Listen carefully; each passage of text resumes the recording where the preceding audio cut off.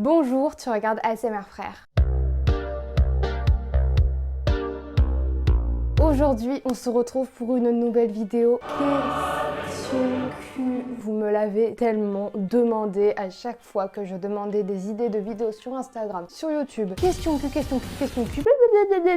J'ai pris du temps à faire cette partie 3 parce que je ressentais pas l'envie de faire une partie 3. J'étais pas spécialement dans le sexe ces derniers temps. Et c'est vrai que ça fait quelques semaines, quelques mois même que c'est revenu ma passion sexe et de nouveau là. Donc je me suis dit que c'était le moment de faire cette partie 3. J'espère qu'elle vous plaira autant que les autres. Je vous mets la première partie dans le petit i. Tu préfères par devant ou par derrière? Donc je vous ai déjà fait une vidéo, je vous ai pas fait une vidéo complète, mais je vous ai déjà parlé de la sodomie dans la vidéo que je vous ai déjà mis dans le petit i. Depuis cette première partie, en fait j'ai pas tellement expérimenté davantage la sodomie que ça. Ça fait quand même pas mal de mois en vrai qu'on n'a pas retenté la sodomie, pourtant j'aimerais, mais c'est qu'en fait c'est tellement de préparation, genre en fait il faut vraiment beaucoup de temps en fait pour que ton anus commence à se dilater et que tu puisses recevoir un sexe entier à l'intérieur. Pour le moment c'est vrai que j'ai pas trop la patience. Généralement quand j'ai des pulsions sexuelles, j'ai un petit peu la flemme de prendre vraiment le temps de machin, après d'enfiler la capote de machin. Je préfère quand même la pénétration vaginale étant donné que c'est plus rapide, c'est plus fluide et voilà. Mais c'est vrai que je préfère largement l'orgasme, enfin largement j'exagère, mais je préfère l'orgasme anal. C'est les plus gros orgasmes que j'ai eu. C'est normal que quand je me masturbe le clitoris, après j'ai mal. Après ça dépend de quelle douleur tu ressens. Moi je sais que par exemple mon clitoris, si on le stimule trop, je crois qu'on appelle ça la... je sais plus. Mais en gros c'est de la surstimulation, genre qui fait qu'en fait à force de stimuler ton clitoris, c'est quand même une partie qui est hyper fragile. Au bout d'un moment ça fait mal, c'est pour ça qu'il faut y aller doucement, être doux, faut pas être en mode comme dans les pornos où les gens sont comme ça ou alors ils tapent dessus. Enfin, est-ce que c'est vraiment insupportable ou est-ce que c'était une petite douleur due justement au fait d'avoir beaucoup stimulé ton clitoris? Dans tous les cas, j'ai envie de dire que c'est pas normal d'avoir mal. Après, c'est vrai qu'il y a des douleurs comme ça qui sont plus ou moins normales, comme par exemple la surstimulation du clitoris. Je t'invite peut-être à en parler à un médecin pour ce genre de problème si vraiment t'as trop mal. Parler à ton médecin, je sais pas, peut-être que t'as quelque chose, après je sais pas vraiment quel genre de problème ça pourrait être, si ce n'est de la surstimulation du coup. C'est bête, mais pendant l'acte, si on a des lunettes, faut les enlever. Mais vous êtes trop mignons, mais en même temps, ça me fait un peu de peine, genre parce que y a pas de règles dans le sexe, genre en fait je trouve ça trop mignon parce que vous êtes plein, hyper innocent en mode est-ce que je dois faire ça, est-ce que je dois faire ci. En vrai, tu fais comme tu le sens, de toute façon tu le verras bien, je sais pas si t'es vierge ou pas, ou même...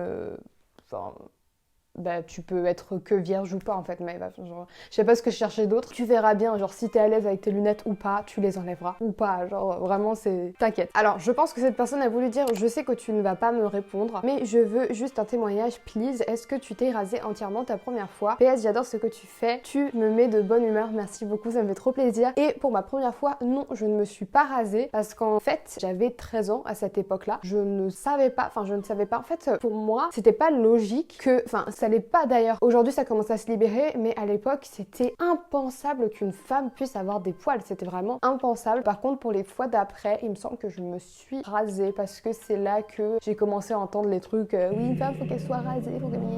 J'ai succombé à ça et après plus le temps est passé, plus j'étais en confiance avec mon partenaire aussi et plus j'ai arrêté plus ou moins de me raser quotidiennement. Genre là par exemple ça doit faire peut-être 2-3 mois que je l'ai pas fait et voilà, je suis bien avec mes poils, vraiment maintenant j'ai plus du tout de problème avec eux. La place de tes tétons dans le domaine de la sexualité. Au début, c'est assez rigolo d'ailleurs, mais au début de ma vie sexuelle, mes tétons n'étaient pas du tout sensibles. Enfin moi en tout cas, je ne ressentais aucun plaisir quand le mec il touchait mes tétons, quand il essayait de les sucer ou quoi. Et en fait, ça a vraiment pris du temps. Genre même, je me rappelle au début de ma relation avec mon chéri actuel, donc ça fait 3 ans et demi qu'on est ensemble, je ne ressentais aucun plaisir au niveau de mes tétons. Et en fait, je sais plus au bout de combien de temps c'est venu, mais en fait, je pense qu'à force de les stimuler, ou alors je sais pas si c'est dû à autre chose, n'hésitez pas à le dire dans les commentaires si vous savez. J'ai commencé à ressentir du plaisir et désormais j'adore quand mon chéri me touche les tétons, même des fois hors contexte sexuel, j'adore quand il met mes tétons dans sa bouche et tout. Est-ce que ça t'arrive aussi d'avoir mal pendant les rapports? Bien sûr que ça m'arrive de temps en temps. Quand vous avez mal communiqué avec votre partenaire, ne continuez pas l'acte si vous avez mal, vraiment ne vous forcez pas. Encore une fois, c'est un peu comme l'histoire du clitoris. Pour moi, il y a douleur et douleur. Des fois, ça m'arrive que à la pénétration, ça me fasse un peu mal et c'est juste, c'est horrible dit comme ça, mais il faut juste que je laisse un peu passer pour qu'il aille en fait jusqu'au fond et après ça passe tout seul. Après ça m'arrive aussi des fois pendant les rapports, je sais pas pourquoi, le fait qu'il tape dans le fond, autant des fois j'adore ça et généralement c'est ce que j'aime le plus, c'est ce qui me permet de jouir, autant des fois quand il le fait ça me fait mal et dans ces cas-là je lui dis que ça me fait mal, même des fois quand il me stimule un peu trop le clitoris je lui dis ça me fait mal, les tétons c'est pareil, des fois ça fait un peu mal quand c'est trop et bah c'est tout aussi, bah, surtout la pénétration anale je crois que c'est les moments où il faut le plus communiquer genre, mais voilà oui bien sûr que ça m'arrive, après il y a des douleurs qui sont aussi pas normales et si vous avez des douleurs qui vous gênent n'hésitez pas à en parler à un médecin, à une gynécologue, à une sage-femme, c'est très important de s'entourer. Si c'est pas trop indiscret, il y a rien d'indiscret ici, quels sont tes sextoys préférés? Je vous ai ramené justement mes petits sextoys. Moi personnellement j'ai on va dire 2 types de sextoys, j'aimerais bien en avoir plus, donc s'il y a des marques de sextoys qui me regardent vraiment n'hésitez pas à me contacter parce que moi je suis complètement chaude. Le sextoy que je vais vous montrer là c'est celui que j'utilise le moins mais c'est le premier que j'avais commandé, je vous en avais parlé dans ma deuxième partie de vidéo question Q que je vous mets dans le petit si vous voulez. Je l'avais commandé sur Avenue Privée, je crois un truc comme ça, enfin de toute façon je vous mets le lien en barre d'informations. Je pense que je vais devoir le flouter parce que il a en fait une forme de pénis, donc voilà je le mets quand même ici. C'est un sextoy qui est quand même assez gros, peut-être un peu trop gros d'ailleurs, j'arrive pas du tout à le faire rentrer complètement dans mon vagin. Il a une ventouse au niveau du bas, je sais pas exactement qu'est-ce que c'est comme matière, mais en tout cas il est pas du tout rigide, il bouge dans tous les sens et tout, donc ça c'est plutôt cool parce que c'est pas désagréable dans le vagin. Le gland je trouve qu'il est peut-être un peu trop gros, enfin moi en tout cas des fois ça me fait un peu mal quand il rentre. Bah du coup c'est le premier que j'ai commandé parce que moi en fait ce que j'aime dans l'idée de masturber c'est vraiment la pénétration. Bon pas le fait de me doigter du coup mais avec des sextoys, parce que je vous l'avais dit je crois dans une vidéo, mais le fait de me doigter ça me dégoûte, je déteste l'intérieur du vagin, genre vraiment ça me... Puis même le fait d'avoir mes ongles, genre j'ai peur de me faire mal, enfin bref. Je peux jouir en stimulant juste mon clitoris, mais moi j'aime bien en fait stimuler les deux. Donc faire une pénétration vaginale et en plus stimuler mon clitoris avec mon autre main. Donc du coup j'utilise ma main droite généralement pour faire la pénétration et ma main gauche que je garde sur mon clitoris. Je me suis vite rendu compte quand mon chéri m'a offert cette petite boîte que j'avais pas besoin en vrai d'un sextoy vraiment en forme de pénis et aussi gros en fait finalement. Même les petits objets pour faire des mini pénétrations j'ai envie de dire, c'est tout aussi bien voire mieux, enfin en tout cas dans mon cas. Après dans tous les cas c'est chacun son délire quoi. Par exemple moi les sextoys qui stimulent que le clitoris ou alors les trucs qui aspirent le clitoris, vraiment je ne peux pas, genre je peux pas, ça m'attire absolument pas. Mais du coup mon chéri m'avait offert ce petit kit là pour la Saint-Valentin. Je crois que normalement c'est un kit de rééducation pour le périnée, enfin en vrai ça m'étonnerait hein. Mais dans tous les cas ce genre de boules comme ça, enfin les boules de geisha, c'est le genre d'outil qu'en fait on utilise pour la rééducation du périnée. Il y a une petite boule comme ça, la même chose mais avec 2 boules. On a ici, donc ça c'est très sympa, surtout quand on est en couple et tout. Ce sextoy là, dans la boule, oui je crois que c'est dans la boule, il y a quelque chose qui vibre en fait. Vous l'allumez juste ici et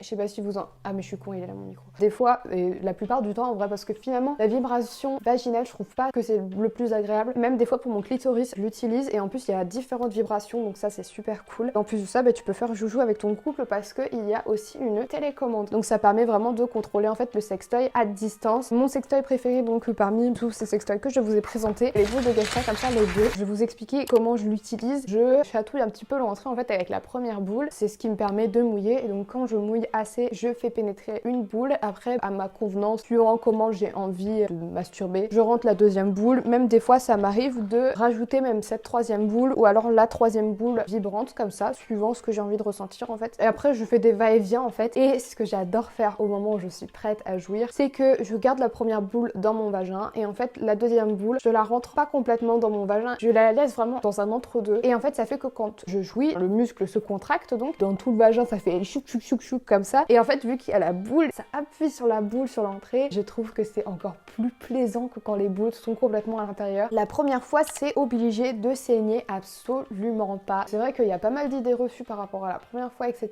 Il faut absolument saigner, ou alors il faut absolument être rasé, ou alors il faut absolument le faire avec quelqu'un en amour. C'est pas de votre faute, quoi. C'est juste qu'il y a des codes comme ça dans la société qui ont été instaurés et qui ont pas de sens. Et c'est dommage parce que du coup, les jeunes se réfèrent à ce genre de codes qui sont débiles et au final, leur rapport sexuel ne se produisent pas comme il devrait se faire, donc c'est-à-dire être naturel, se faire vraiment avec envie, etc. Essayez vraiment de vous détacher de tout ça et de vous entourer comme il faut avec les bons conseils. As-tu déjà fait une sextape? Je sais pas si j'en ai déjà parlé, j'ai déjà tourné des On dirait que je dis ça comme s'il y avait une équipe de tournage. Non, c'était vraiment un truc entre moi et mon chéri. Mais en tout cas, c'était vraiment quelque chose que j'avais envie de faire parce que j'avais envie de garder un bout de nous deux en train de faire l'acte. Et puis je sais pas, genre ça m'excitait en fait d'avoir ça et de pouvoir regarder cette vidéo pendant que je me touchais. Mais du coup, c'est pas du tout des trucs qu'on a publiés ou quoi. C'était vraiment quelque chose pour nous deux, juste dans un contexte érotique en couple quoi. As-tu déjà pratiqué du BDSM? Si oui, as-tu des conseils? Justement, j'ai pris cette question parce que j'ai récemment commandé un lot BDSM sur Amazon. Je vous mets le lien en barre d'informations si vous êtes intéressé pour commander parce qu'il a coûté 11 € et quelques. Pour tout ce qu'il y a dedans,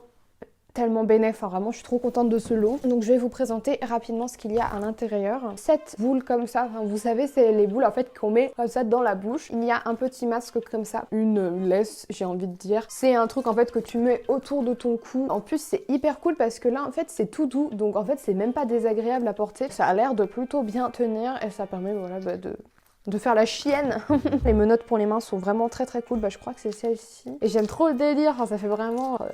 Il y a aussi une espèce de ficelle comme ça, donc pour attacher et tout. Enfin après il y a des menottes pour les pieds aussi. Il y a ça, mais j'avoue que je sais pas à quoi ça sert. Je me dis que c'est peut-être pour relier les menottes des pieds, les menottes des mains, j'en sais rien, franchement je sais pas. Ce petit plumeau que vous avez vu en live si vous me suivez sur Instagram, c'est censé être érotique. Moi ça m'excite absolument pas, je trouve ça trop drôle. Le fameux fouet, et je crois qu'il y avait également les pinces en fait pour les tétons. Pour le moment on n'a pas expérimenté ce lot là. Moi pourtant j'aimerais bien, mais je sais pas, en fait à chaque fois quand on fait l'amour, on pense pas spécialement à aller chercher des accessoires et tout. Après on a déjà fait des petits trucs un peu... Enfin j'irais pas dire que c'est du BDSM parce que c'est poussé quand même le BDSM. Après on a fait des fois quelques petits trucs, genre par exemple moi on utilisait ma ceinture Obey pour en fait m'en servir de laisse. C'est vraiment des petits trucs comme ça. Après bon il y a des trucs dans le BDSM qui m'attirent pas du tout, genre par exemple des trucs pour pincer les tétons, genre ça me brise le cœur. Les menottes pour les pieds aussi ça m'attire pas, enfin genre je sais pas, rien que de dire menottes pour les pieds ça me... Voilà.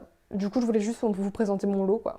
Tu as attendu un certain temps avant de faire l'amour avec ton copain ou Osef? Osef, je sais que les préliminaires, je crois qu'on les a fait le lendemain même. Après coucher ensemble, je pense que c'était peut-être une semaine après, un truc comme ça. Vraiment, faites comme vous le sentez, genre, vous n'êtes pas obligé d'attendre obligatoirement pour coucher avec votre copain. Dans tous les cas, si vous couchez avec et qu'il vous quitte après, enfin parce que souvent c'est la crainte des meufs, en fait, c'est elles ont envie d'attendre parce qu'elles ont envie de voir si le mec est sincère. Et après, ça dépend aussi de vos valeurs, enfin des manières dont vous voyez les choses, mais j'ai envie de dire, si vous avez envie de coucher avec dès le début, oh, j'ai presque plus de batterie, c'est une blague.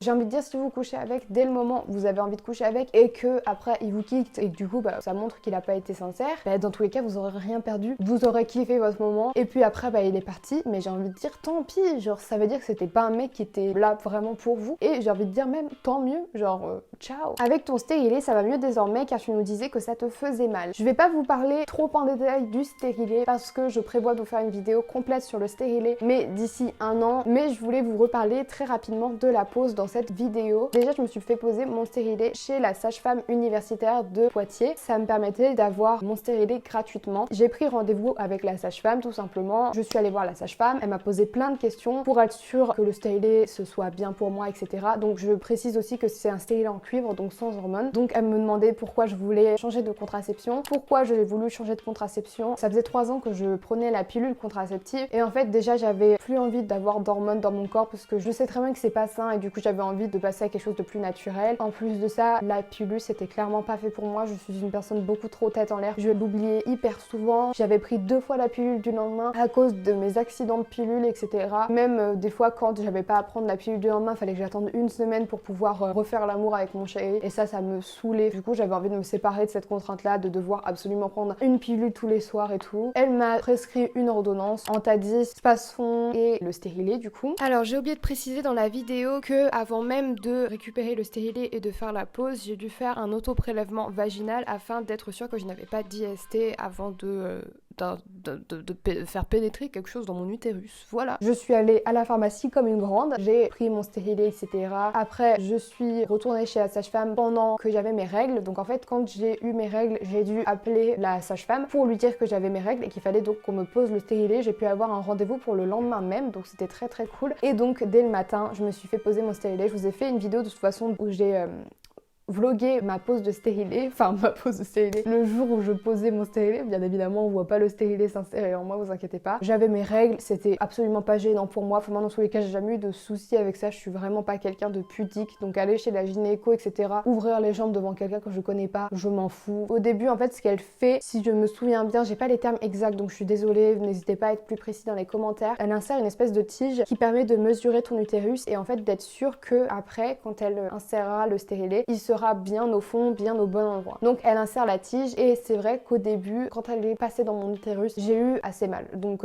sur le coup c'est vraiment pas du tout agréable, enfin en tout cas pour moi. Après bien évidemment les douleurs sont propres à chacun. C'est vrai que l'utérus c'est une partie que tu connais pas vraiment, enfin tu t'insères pas dans l'utérus, donc c'était un moment qui était pas agréable. Mais après elle insère donc le stérilet. Au début il est rétracté genre et après elle dévoile les ailes du stérilet et c'est finito pipo comme dirait Greg. Quand elle a dévoilé les ailes du stérilet, quand elle a inséré le stérilet, j'ai pas eu mal du tout. C'était vraiment la mesure de l'utérus qui m'a fait mal. Au début j'ai eu certaines gênes parce que je sentais l'utérus, le stérilet en moi, donc j'avais pas mal de mal à bouger etc. Mais en fait c'est juste le temps de s'habituer. Je savais très bien que c'était juste normal quoi. Rien que par exemple les faux ongles aussi, j'ai plus rien. J'ai plus de place non plus dans ma carte mémoire, yes. Comment as-tu dit à tes parents que tu avais fait ta première fois? Je sais plus si j'en ai déjà parlé, mais ça c'est une question qu'on m'a tellement posée. Je comprends pas ce délire d'absolument devoir dire à ses parents qu'on a fait notre première fois. Enfin je sais pas, c'est un truc de notre vie à nous, c'est pas un truc qui concerne la vie de nos parents. Moi j'ai eu envie de faire ma première fois, je l'ai fait et c'est pas pour autant que je vais dire à mes parents. Enfin je sais pas, je vais pas leur dire à chaque fois que je fais quelque chose. Enfin après je sais pas, il y a des gens aussi, le sexe pour eux c'est quelque chose de wow. Pour moi c'est quelque chose de, j'ai envie de dire de futile, mais en même temps pas tellement. Mais pour moi c'est comme manger un croque-monsieur quoi, c'est juste une action que tu fais, que tu as choisi de faire pour te faire plaisir. C'est tout. Donc comment j'ai dit à mes parents que j'avais fait ma première fois? Je ne leur ai pas dit. Bon après je pense qu'ils le savent maintenant parce que je pense qu'ils ont regardé mes vidéos question cul. Je suis féministe et j'aime être soumise pendant l'acte. Tu sais que j'ai eu la même réflexion il y a pas mal de temps en vrai. Je me disais mais c'est bizarre quand même ce truc, genre j'aime être une grosse soumise au lit et pourtant je suis pour l'égalité homme-femme. Et c'est vrai que des fois je me disais mais est-ce que j'ai un problème? Est-ce que finalement je crois pas spécialement en vrai à ce féministe, à cette possibilité d'égalité homme-femme? Et je me suis vraiment remise en question et en fait j'ai fini par me détacher de tout ça et heureusement. Il faut vraiment détacher sa vie sexuelle des idées en fait que l'on a, c'est quelque chose qui est quand même complètement différent. Faut vraiment pas culpabiliser parce que tu es féministe et que t'aimes être soumise à l'homme. C'est juste des désirs qui sont purement sexuels. C'est vrai que là on prend l'exemple par exemple de la soumission, mais si tu prends tout et n'importe quoi, genre par exemple je sais pas, ça t'excite de t'habiller en infirmière pendant le sexe, ça veut pas dire que tu veux devenir infirmière, enfin tu vois ce que je veux dire. On se prend la tête pour rien. Quelle contraception autre que préservatif conseilles-tu quand on est jeune mineur? C'est vrai que j'aurais dû commencer par ça dès le début, commencer à parler des contraceptions parce que il y a tellement de jeunes qui ne font pas attention à ça. J'ai encore des potes qui me racontent qu'il y a des mecs qui forcent pour pas utiliser de capote. Mais ça va pas dans vos têtes ou quoi? Vraiment? Enfin, je dis vos têtes, je généralise. Faites hyper attention avec les maladies, c'est pas un jeu en fait. Genre, ça coûte rien de mettre une capote. Protégez-vous pendant les rapports sexuels. Après, si vous êtes avec quelqu'un depuis pas mal de temps, que vous pouvez vraiment faire confiance à cette personne, dans ces cas-là, faites-vous dépister, contraception et après, retirez la capote. Dans tous les cas, mineur ou pas, je pense que la meilleure contraception, même si tu m'as dit autre que préservatif, reste le préservatif parce que ça protège autant des maladies, autant des maladies sexuellement transmissibles. Utilisez-en pendant vos rapports, c'est obligatoire. Après, si on parle de contraception avec une personne avec qui tu es et avec qui tu veux retirer le préservatif en étant sûr que cette personne n'aille pas voir ailleurs parce qu'il faut pas faire ça avec n'importe qui, encore une fois, genre vraiment, il faut être sûr parce que sinon, il peut te refiler des maladies. Donc ça, c'est vraiment pas sympa. Dans ces cas-là, tu te fais dépister bien évidemment avant pour être sûr que la personne en face n'est rien et même toi. Après, je connais pas exactement tous les moyens de contraception. Ceux que je connais vraiment, c'est implant, stérilet, pilule, capote. Pilule, c'est ce que j'avais en étant mineure. Après, il faut vraiment la prendre directement dès que ton alarme sonne. Après, l'implant, moi, c'est vrai que l'implant, c'est quelque chose qui me fait super peur parce qu'en fait, j'ai eu une pote qui a super mal réagi à l'implant par rapport aux hormones. Mais après, ça peut être avec n'importe quelles hormones. Donc bon, c'est pas vraiment l'implant le problème. Mais je connais des personnes où ça s'est très bien passé. Je pense que c'est une contraception aussi qui est pas mal pour un mineur. Mais dans tous les cas, parlez-en à votre gynéco. Ce sera la meilleure personne pour vous conseiller s'il y a d'autres moyens de contraception qui pourraient pourra le mieux vous convenir. Mais encore une fois, c'est vraiment dans des situations extrêmes où la personne en face s'est fait dépister et c'est qu'avec elle que vous avez des rapports sexuels. Si vous n'êtes pas en couple et que toutes les raisons que j'ai données avant ne sont pas cochées le petit tic là, préservatif obligatoire parce que stérilet, implant, pilule, ça ne protège pas des maladies et les maladies, ce n'est pas rien. Écoutez, cette vidéo est terminée. Je suis trop contente d'avoir tourné cette vidéo. J'espère que ça s'est ressenti, j'espère que ça vous a plu parce qu'en plus de ça, vous m'avez énormément demandé cette troisième partie. Je vous ferai sûrement une quatrième partie parce qu'en fait, je me rends compte qu'il y a énormément de questions auxquelles j'ai même pas pu répondre encore. Je suis très heureuse de pouvoir libérer la parole à ce sujet et que vous osiez vous confier à moi pour que je relaye toutes vos questions sur ma chaîne YouTube. Je vous fais des très gros bisous. On se retrouve jeudi prochain pour un nouveau vlog et ciao!